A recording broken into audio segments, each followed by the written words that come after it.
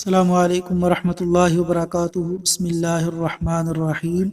ناشکری عورتوں کا خطرناک انجام، سلسلہ صحیحہ، حدیث نمبر 289۔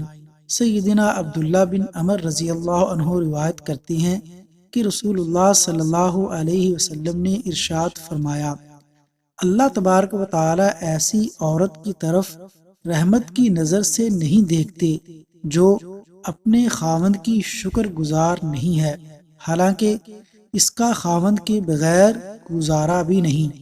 تشریح: جو عورت رب کے فیصلے پر راضی رہے، حالات جیسے بھی ہوں، شکر ادا کرے، اس کے لیے دونوں جہانوں میں رحمت ہے، اور جو عورت گلے شکوے کرتے ہوئے ناشکری کرے، وہ دونوں جہانوں میں حقیقی خوشی اور اللہ کی رحمت سے محروم ہے، اور یہ بہت بڑی ناکامی ہے۔